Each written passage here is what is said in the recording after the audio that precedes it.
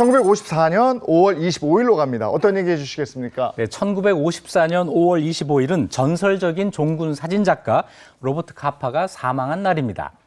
로버트 카파는 스페인 내전부터 노르망디 상륙작전, 인도차이나 전쟁 등 20세기 20년 동안 전 세계에서 벌어진 거의 모든 전쟁을 취재했고요.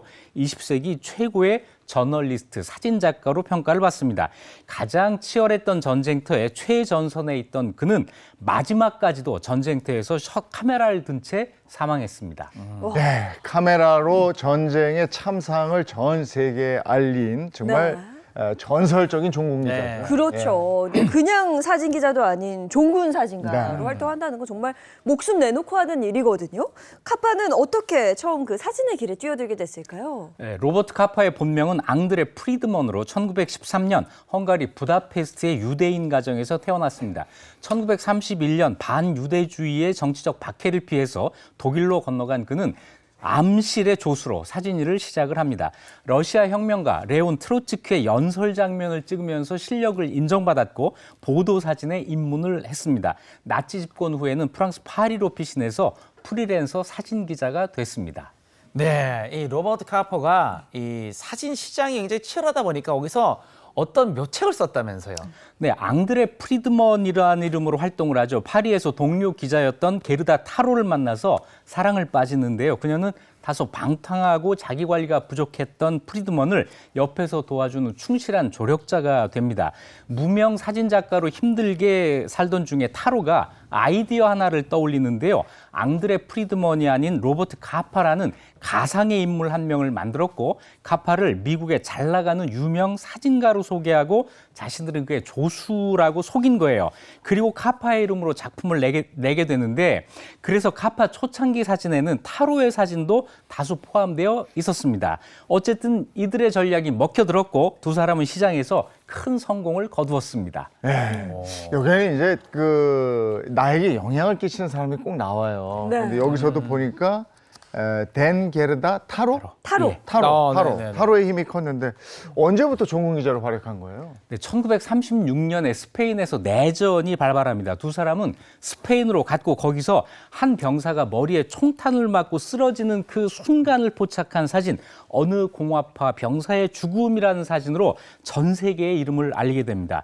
이 사진은 엄청나게 극적인 순간을 포착을 했기 때문에 큰 충격을 줘요. 반면 연출 논란에 휩싸이기도 했습니다. 스페인 내전을 함께 촬영하던 그의 연인 타로가 1937년 7월 탱크에 치여서 숨지는 사고가 발생합니다. 그녀는 네. 전쟁터에서 사망한 최초의 여성 종군 기자가 되기도 합니다. 그러니까 전장을 함께 누빈 동료이자 또 사랑하는 여인이었거든요. 타로가 사망한 후에 굉장히 카파가 힘들어했을 것 같은데 어땠을까요? 네, 카파는 절망에 빠졌지만 스페인 내전을 끝까지 취재해서 세계 최고의 전쟁 사진작가라는 호칭을 얻습니다. 이후 세계 2차 대전을 취재하던 중에 1944년 6월 노르망디 상륙작전이 전개되는데요. 노르망디 상륙작전은 미군과 연합군이 독일 치하의 노르망디 해안에 기습 상륙한 작전으로 오마 해변에 상륙하자마자 하루 동안 3,000명 이상이 숨진 전투 현장이었습니다. 이 로버트 카파는 노르망디 상륙작전을 취재한 유일한 사진작가가 되는데요. 이것은 거의 목숨을 내놓고 사진을 찍었다는 뜻입니다. 카파는 상륙정을 타고 병사들 틈에 끼어서 작전에 함께했고요. 2대 카메라를 들고 포탄과 총탄이 쏟아지는 오마 해변에서 셔터를 눌렀습니다. 초점이 흔들리는 카파의 사진들 그리고 이름 모를 군인들의 긴박한 표정에서 전쟁의 긴장감과 공포가 고스란히 담겨 있게 되죠. 뒤에 스티븐 스필버그가 만든 영화 라이언 일병 구하기 네네. 오프닝 알죠. 장면에 노르망디 이 상륙작전 씬이 나오는데 바로 카파의 사진에서 영감을 얻었다고 합니다. 네, 카파는 총 대신 카메라를 들고 전쟁터를 다니면서 전쟁의 참상을 알렸는데요. 그러다 보면 이렇게 막 전쟁터에 다니다 보면 성격이 좀 거칠어질 만도 한데 되게 사교성이 좋은 성격이었다고요. 로버트 카파 정말 멋있게 생겼어요. 헐리우드 스타를 방불케 하는 외모를 가지고 있었고 오. 사교성이 또 뛰어나서 해밍웨이, 피카소 등과 우정을 쌓았고 배우 비비안 리, 잉글리트 버그만과 미래를 나누기도 했습니다. 잉글리트 버그만이 청혼을 했다고 하는데요. 평생 정착하지 못했던 카파가 다시 돌아간 곳은 전쟁터였습니다. 예. 그런데 마지막까지 전쟁터에 있던 그는 전쟁터에서 셔터를 누르다가 사망을 했다. 네, 2차 세계대전이 끝난 다음에 모두가 다시는 전쟁이 없을 거라고 다 생각을 했어요. 하지만 1954년에 인도차이나 전쟁이 일어납니다. 이 전쟁에 취재해 줄 것을 요청받았고 다시 베트남 전쟁으로 도착하는데요. 하노이 남쪽에서 프랑스 부대 합류해서 프랑스군의 행군을 취재하던 중에 지뢰를 밟고 말았습니다. 아유. 그는 죽는 순간까지도 카메라를 움켜쥐고 있었고 그래서 마지막 사진이 프랑스 군인의 뒷모습 이것이 찍힌 사진이 남게 됩니다. 네.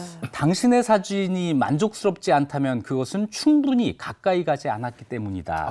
카파가 생전에 남긴 말인데요. 이것은 단순히 물리적인 거리를 의미하는 게 아니라 취재 대상에 다가가고자 하는 마음을 갖고 휴먼 드라마가 펼쳐지는 사람들 속으로 들어가라는 뜻이었습니다. 그의 이름을 따서 죽음을 두려워하지 않는 기자 정신을 카파이즘이라고 부르는데요. 로버트 카파는 죽는 순간까지 전선을 넘나들면서 진정한 기자 정신을 보여줬습니다. 야, 자신의 일에 그야말로 한 획을 그은 사람이군요. 네.